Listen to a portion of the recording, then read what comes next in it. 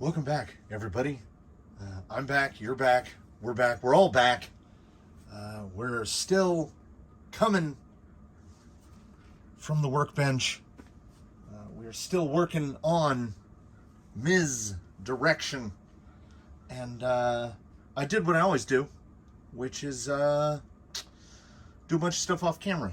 So let us see if my brain can retain what I've wanted to say. It doesn't show up on camera super great, but you can see we've got some Lexan on there. Are the heat bends perfect? No. Do they pass the 6-foot test? Absolutely. I'm only like that far away, but I do have very long arms. I'm within 3 feet, and I think it looks pretty good. I could not get this bend to sit down. See a little boop, little pooch up. I don't think it matters. As when I was placing the order for the polycarbonate, and this is how much is left. It's 12 by 12 minus the piece for the roof, because when I was cutting out the side panels, I was just like with the shears, and I used up more of this $9 sheet than I should have.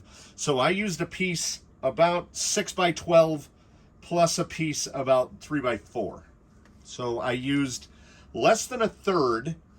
So there's about, let's call it $3. There's $3. Yeah, you can see the little.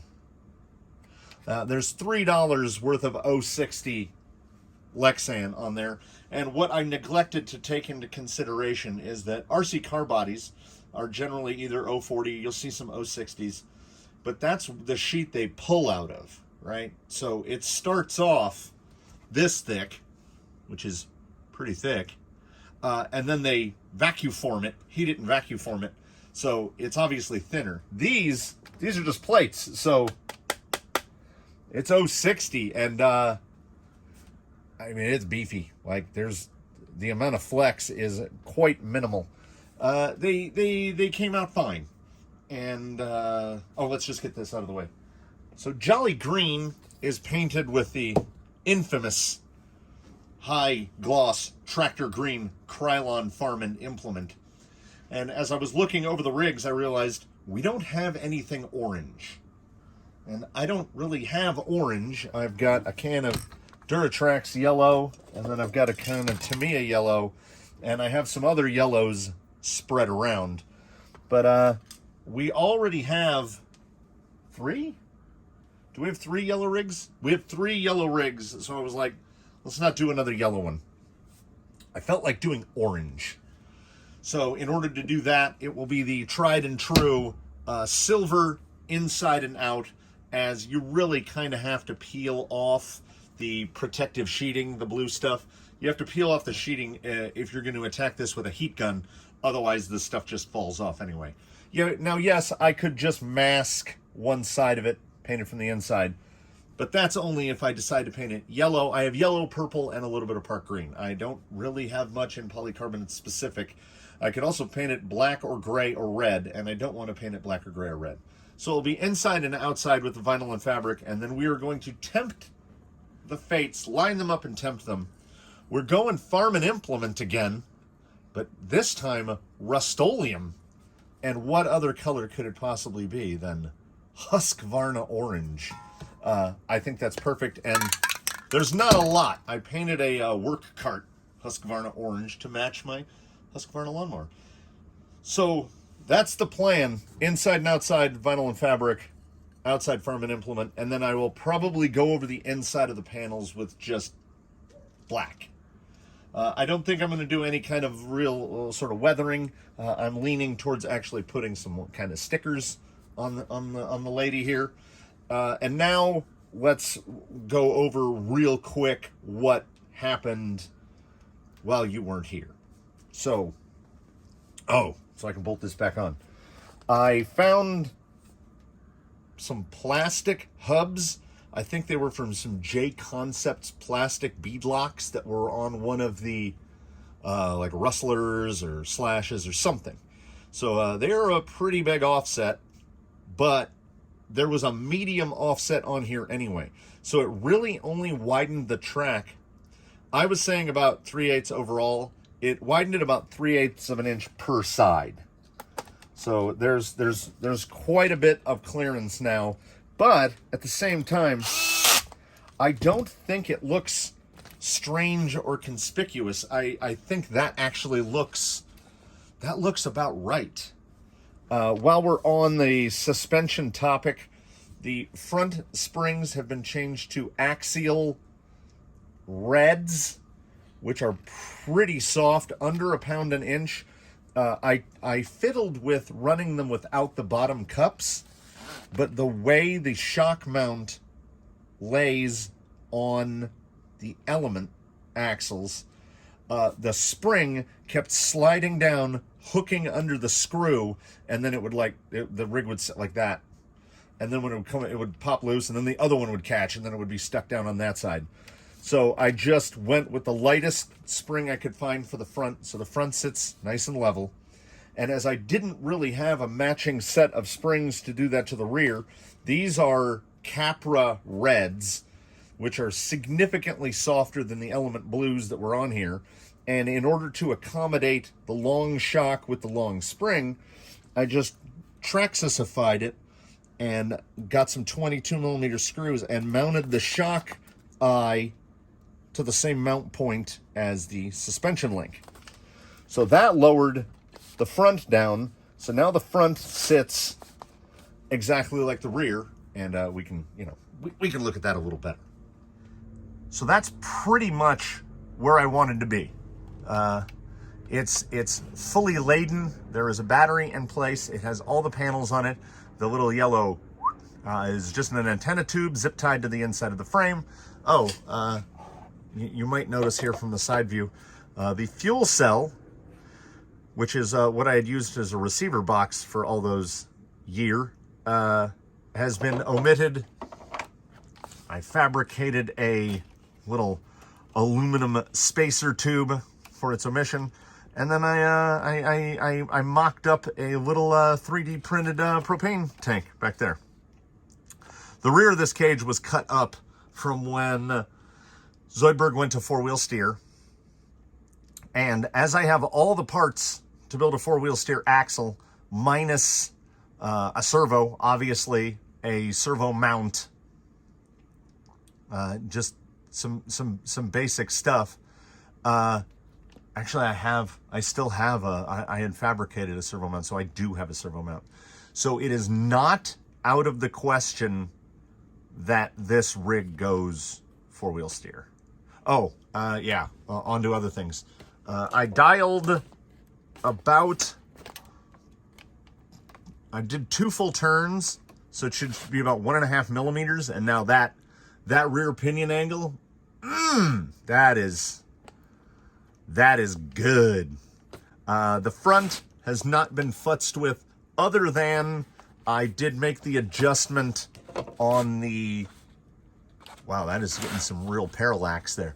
I did make the adjustment to the steering drag link, which I think this is my fault, because the way the behind the axle steering is in stock format, this link is on the bottom, but I clock the C-hubs back. Someone recommended you clock the C-hubs back and run the link on top to get that more caster for more drive, and I really like it that way. And I think when you move the link up to here, basically the tips of these to the link seem closer together, so it wants to tow it in real bad. So I had to chuck these up in the lathe and turn them down slightly shorter, and then grind the ends off of the link itself. Otherwise, the link is still the same length. They were dialed in all the way. And I got it to what I believe is completely neutral. Like it should be, there should be no toe in, no toe out. Neutral, which is what that's where I wanted to be. I also took that opportunity to snip off the panhard mount, as this rig will never see chassis mounted steering. The battery, for some reason, fits far better than it ever did when it was a Capra, like it used to be, like you would have to shoehorn it in there, and that thing fits in there quite easily. All of the panels, the clearances on them, very good. I think they're actually made a little bit oversized. I'm still debating either putting in the interior, the stock interior, maybe just changing the heads. Like if I find some heads, I think the interior will go back in with some different heads in it. But for the moment, while it's being wrenched on and worked on, I'm just going to run it with no interior because it just makes it a whole lot easier to work on. I will most likely address the front uppers. The rear uppers are just a whole lot easier to get to. You take out one screw, and I just dialed them out. Like, it ain't pretty, but in the future, it's likely that the upper links will get replaced with Delrin or aluminum front and rear, and I would like to see if I can source some Traxxas. I don't, just purely for the cosmetics of it. Or, I mean, you know, it's not a huge expenditure. If I'm making the upper links, I can measure out all the links and just order some factory team lowers because, you know, they're pretty.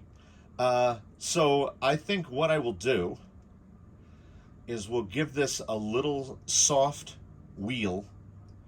I know we're probably going to roll it and scratch up a panel, but they haven't been fully deburred. Like, they're still quite rough on the edges. The panels need to be deburred, degreased.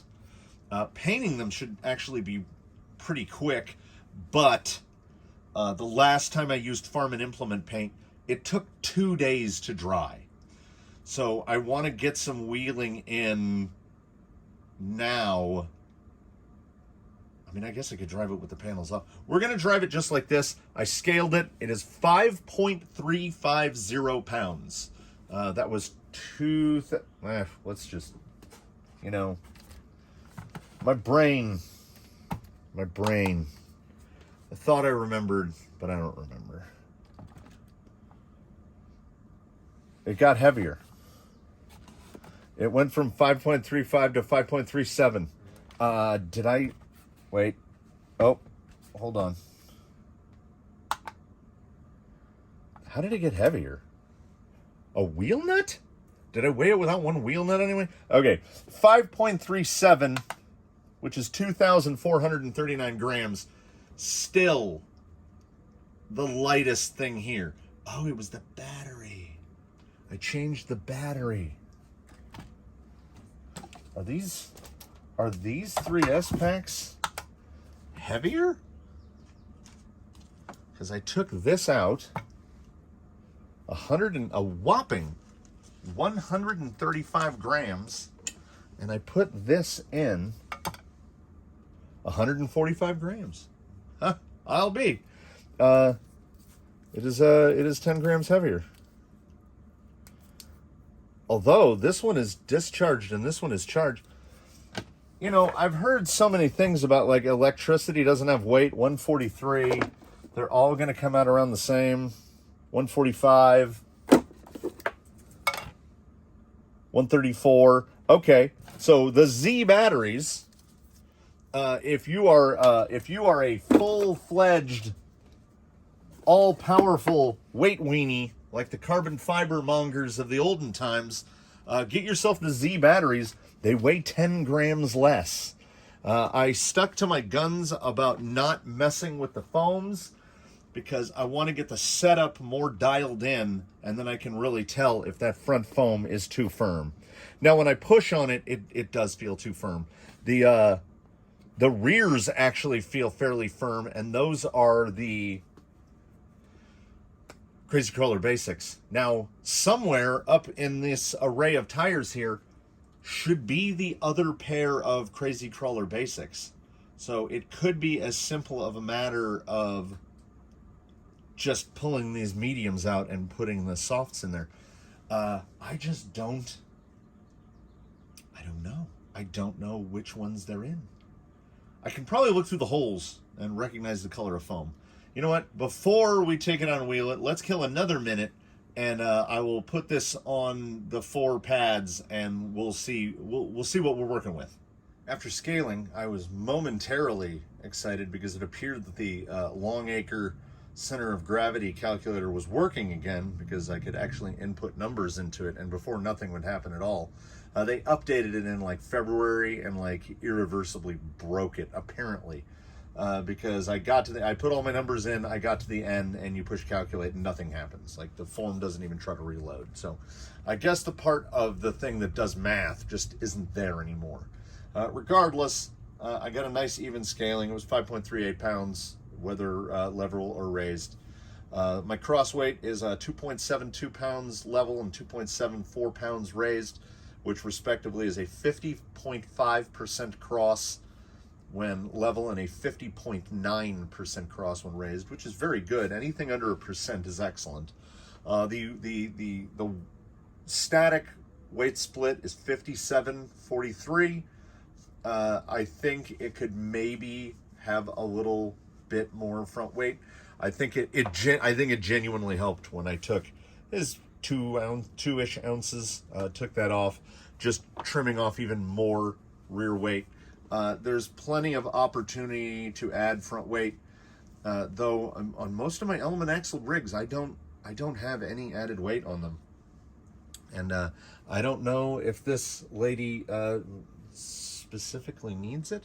Although it's all OE up front, it's all element, so I can throw the big bulky SSD knuckles on there no problem, and I know they'll fit, because they only don't want to work with other SSD parts, at least in my hands. So quick wheel. It is the temperature outside is rising relatively slowly, so we can get a little bit of wheel time in, and then I will paint it and hope to take advantage of some of that growing heat. The switch is still not yet mounted, because I think my intention is to I'm gonna just mount the switch on the inside right here, because I'm really leaning away from putting in an interior, unless I can replicate something like this, because then we're talking. But I got to find two heads, so not an absolute priority. Oh, it looks like the steering is a little wongus again. So I will adjust that, and then you will see this on a rock.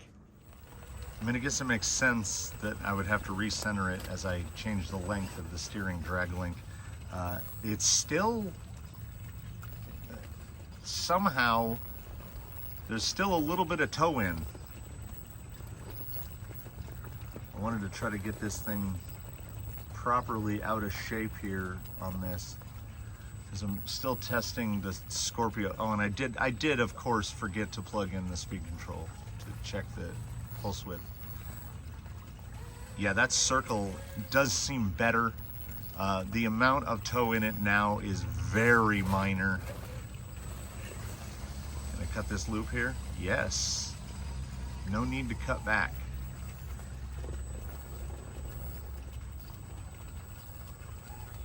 Got a little belly hang there. Bump it through. Got a little bump here. Oh, we are in the flowers. Oh, that was beauty. Oh, spider webs too. Spider webs and flowers.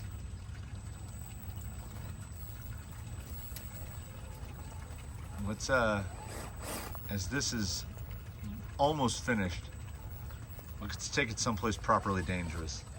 Or alternately, instead of trying to take it to some busted up concrete and in the attempt to break an axle, let's try taking it up the most difficult transition I can think of, which is off of hard packed dirt across a vertical portion onto some slab.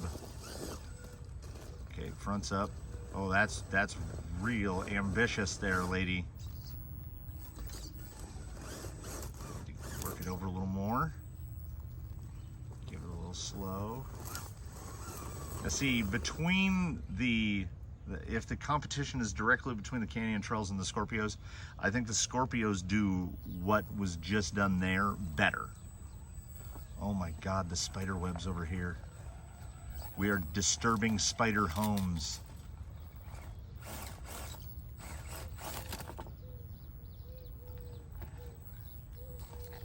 Yeah, the widening of the track is really not had a negative impact. Oh, look at that back wheel. I am a spider web collector. Yeah, the turning circle got better, but I'm still gonna have to futz with that drag link more. Look at that wheel. I'm gonna have to mess with it more because I should be able to make that without falling off like that. Now we gotta try to get back up. That's not a good entry. Honestly, I can't believe it made it up the first time. That dirt is so, like, it's not packed. It just piled it there and it got rained on a couple times. So it's trying to find a spot that a wheel will pull up, but at the same time, you're just cutting it away more and more. This line worked before.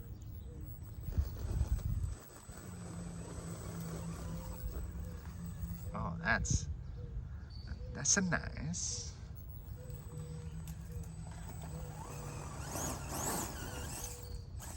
So many places to get stuck here. Figured I haven't been out here. I haven't been out to this locale in a while. Let's pop over to the other side if I can find a shady spot. It is this area where the canyon resides really belies what the thermometer says. Like in the shade, yeah, but out in the sun, I might have to try driving up this sidewalk chunk. Oh, the gnats. It's not hot enough to drive the gnats away yet. That's, oh, I see. I mean, I can't see, but I see now. Ooh. I mean, we'll call that drag brake. You can see it's trying to cut loose just because gravity. Yeah, a little overslide there. Is it possible to make it up that? Is it possible to even transition onto it? Well, that one went in my mouth. Oh. I don't know if this is something I can bump onto.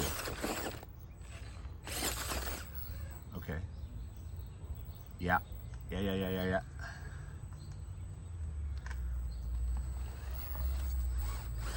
I need to grab something on the other side. That's the belly. Ah! I mean almost. I guess my admittedly fudgy bending on the hood, it must have come out okay. Let's see how close we can get to the edge. Because I didn't put any pins in it. It's just retained by tension. Yeah, steering angle's looking pretty good. It's not pushing too much. See, it's right here where the Scorpios have that balance between grip and slip. Like sometimes a little slip under turning is okay because it's going to bring the front end around it a little quicker. That might be a little the whopping 11% underdrive coming into effect. Low speed control, stability, it's all there. None of the changes that I made affected this negatively, which is again almost astonishing. I really do like the look of it with the shorter wheelbase. I really do. And it is super stable now. I mean, it was composed before, but you know, you make a rig 3/4 of an inch wider, it's gonna be pretty stable.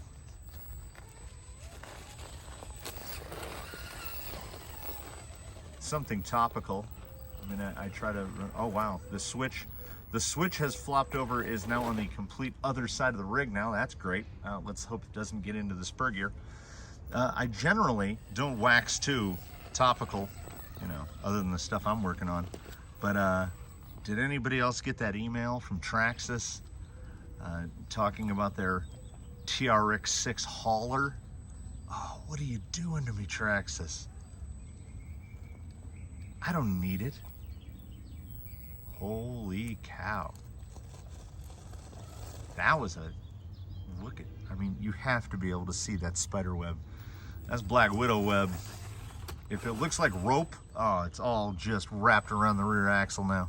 If it looks like rope, it's Black Widow web. Can't break that stuff. That TRX6 hauler looks amazing. I mean, I think they're like, how can we get more money out of the drag crowd? And I think they might have figured out how to do it. Like, if you've already bought your timing system and your second slash drag, oh, the nets. I didn't even glance to see if there was a price on it, but with the chrome wheels and it looks amazing. I'm glad I built my 6x prior to seeing that thing. Otherwise, the temptation might be overwhelming. Oh, I can't reverse that. Oh, I can. We can. Oh, this thing's great. This thing is really great. Let's get dummy. Let's go right there. Right between the TLCs.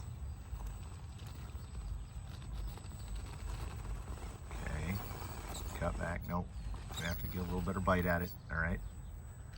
Front's up. There's the gnat walking on my eyelid. If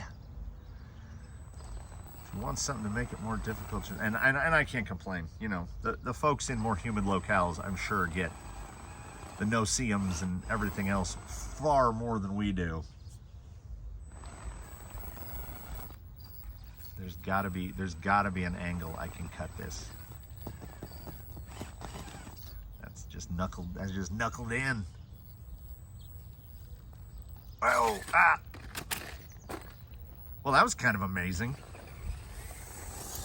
It was like a little ballet. All right, let's try something a little less.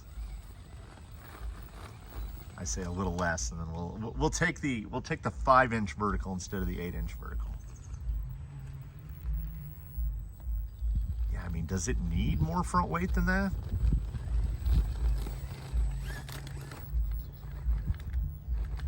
I don't know if I can pull it. Yeah, it's just have no curve dialed in on the radio. Like, this is one of those very rare instances. Well, not very rare. Let's just call it rare. Let's drop the very, where the powertrain that's in here is a $43 speed control and a $49 motor, and I would not change it. Like, there's no reason. I do love an outrunner. I do love a good censored brushless. There is no reason to change this. The control is superb. That is way off angle. I can't believe it took that long to roll out of that. The switch has now flopped back to the other side. It just handles these transitions, surface transitions, better than anybody except maybe, I mean, it might be on par with Jolly Green, honestly.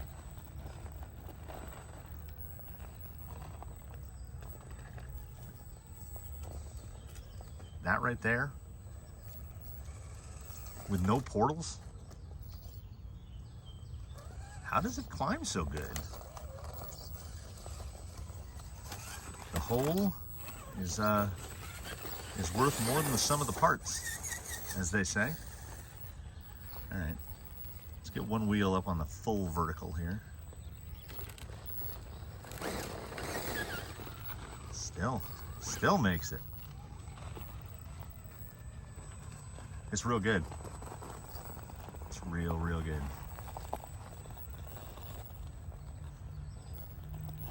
Oh.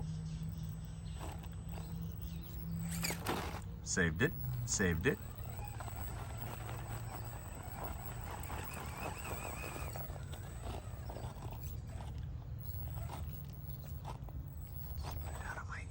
Get out of my ear.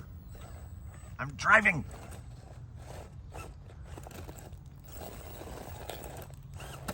I mean, that vertical is half the length of the vehicle. Just trying to find something. Get up a little higher. Oh, let's see if we can drop down to the Indiana Jones Bridge. What is so interesting about the insides of my ears? I mean, I know it's a CO2 thing. I think there's a little, I'm between containers now, so there's a little breeze blowing. So it's, nope. I almost said it's keeping the gnats out of my ears. I swear it's the same one. He sounds the same on every attack. Oh, I thought that was impossible. There's like no way. I'm like, that tire is just dug in. Yeah, I'm gonna have to mess with the, yeah, this is, you know, this is fact finding. Because, oh, front just augered in. Okay, off the steep here. It's just so, it's better than a stock Capra. It just is.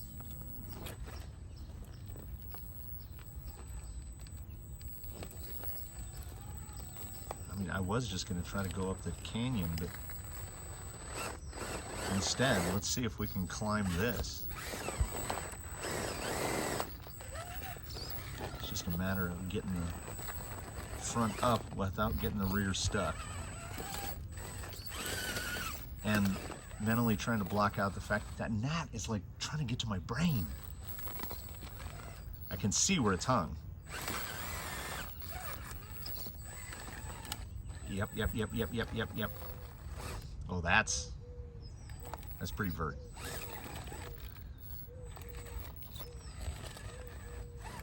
Trying to work the pivot. Now they're crawling on my hands.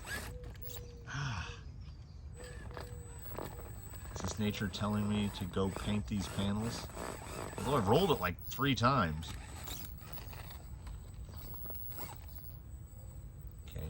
Maybe I'm just giving it too much pepper.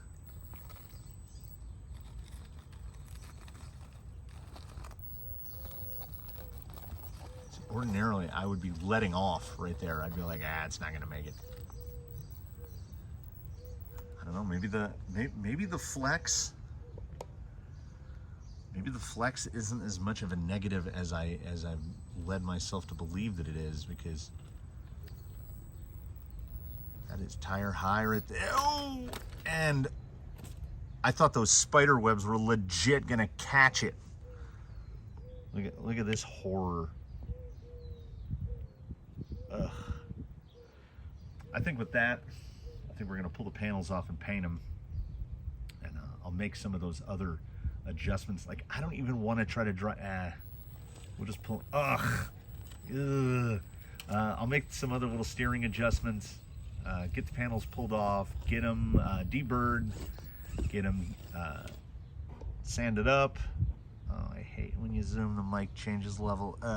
Probably didn't hear anything I just said. Panels off and painted, get those little changes to the steering, and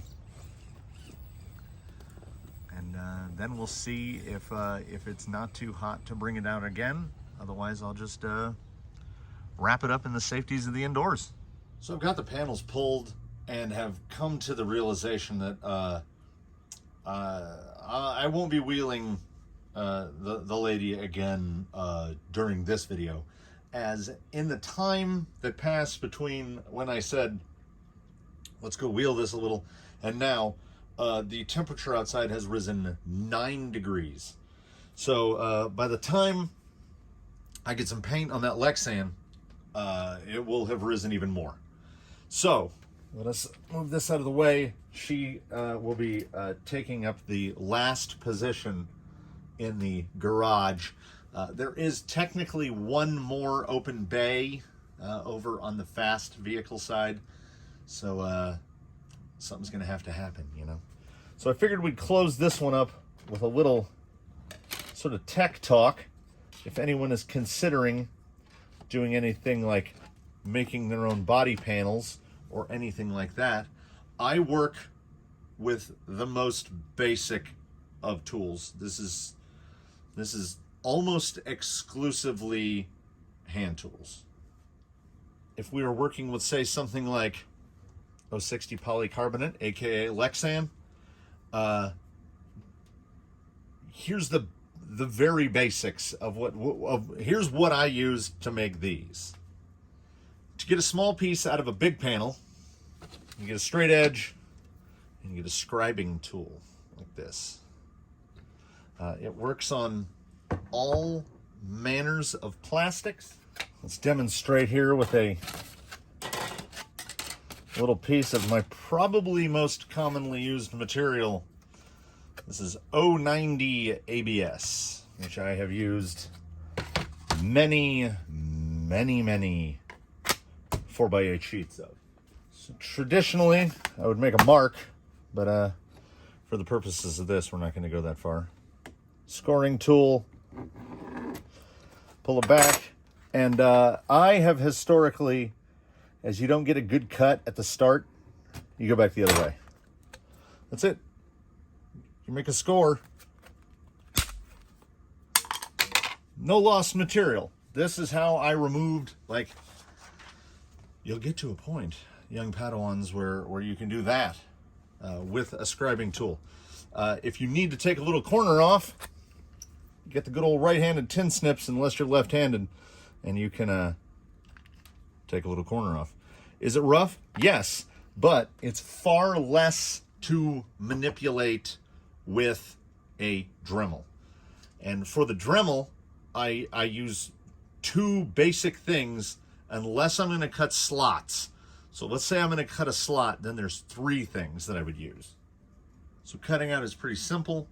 If I'm going to be slotting, I prefer these quick change easy lock wheels. They melt less. This is from cutting through some nylon, so there's a little bit of melt on there. If I need a soft radius, it's the regular 1/2-inch sanding drum. I happen to use a quick release collet because I go through those sanding drums by the box full. And then for small radius stuff, it's the little structured carbide fellow, and this guy has quite a bit of burn on the end of him. But this goes through plastics, like wood and plastics like nobody's business. And like, for instance, where I needed to cut those little reliefs for the cage, where the windshield on the cage is, that's this exact guy here. Boop. Very minimal cleanup. So then the only cleanup I do when I work plastic pieces like this, I don't really use anything other, like paint prep is separate, but for working this, it's two steps. You've got my good friend the Noga. This is a deburring tool, and this is the large shaft deburring tool. This is the tool I use the most. I mean, as you can tell, like, that's the look of that tool. Here's an essentially new one, right? But these are slightly different. They don't look particularly different. They're both Noga deburring tools. I have used this tool for many years. It's very rewarding. Makes these little curlies. This is actually a deburring tool for ferrous metals. So this is for doing steel. So what happens is, over time, I eventually get the tool to where it's the perfect amount of sharpness for working ABS. Because like I've said, in parts fabrication, I make a lot of stuff out of ABS. So this tool is perfect. Once it gets to this level of let's call it dullness. I mean, it's not sharpness. Once it gets to this level of dullness, it's perfect, and it will last for years. I mean, in the handle, we've got a couple more, but this particular blade has probably been in there for like 8 years. So when I'm working with other finer plastics like polycarbonate, we've got these little babbies, right?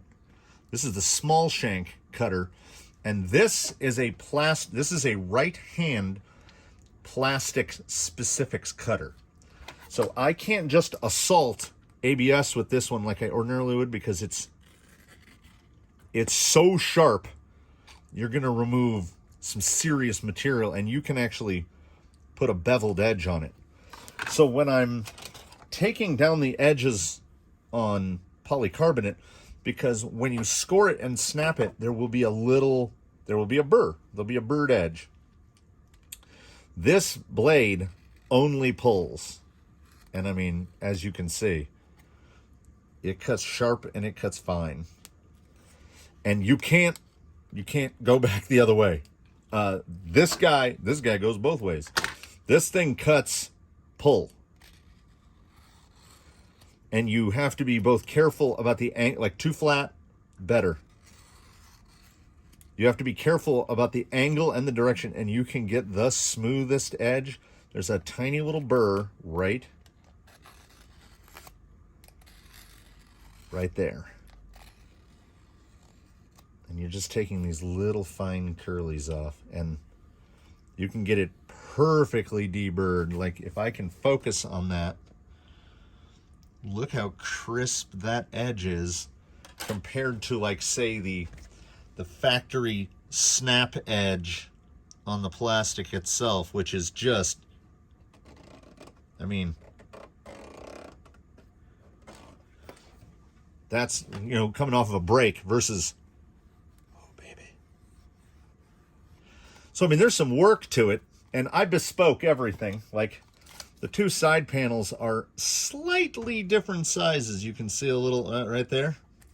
Because, you know, I'm going to make these once. I mean, I just operated under the assumption that I'm going to make them once. And then once they've been deburred with the Noga, in most cases, it's smooth and clean enough. I could deburr that a little more. This is probably the bottom edge of the full sheet. Nothing other than 120 metallite, because it's cloth. This is basically emery cloth. And then you just work it around the edges. And, you know, you put on the Pandora station of your choice, and you will just get this smoothed down to where, like, you can maybe see, can I focus? See the little right here, not quite cleaned out enough. You just keep working it, and like on this one, I know I've got a little pop out right there. And the temptation would be to go to something rotary and try to get this, but I'll never get it clean enough. So I will do that all by hand, and I will get that. See how that edge goes. I will get that edge uniform, and that edge right here needs deburred badly. There's and I can't. So it's just a little pull. And see, I got a big curly off of there, because that was pulling the big burr off. It still exists right there. And it's just going by feel and spending the time.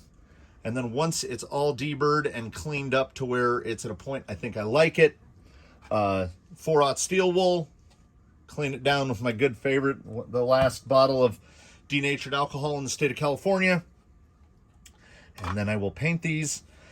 And, you know, now that I know it won't be included in this video, there's no need to rush it, so I can spend the rest of the day and it won't be any worry about how long it takes the soon-to-be-used Rust-Oleum farm and implement to dry.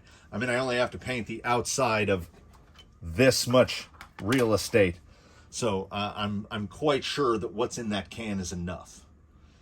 So all the techniques here, I use the same technique for Lexan bodies, pre-pot Lexan bodies.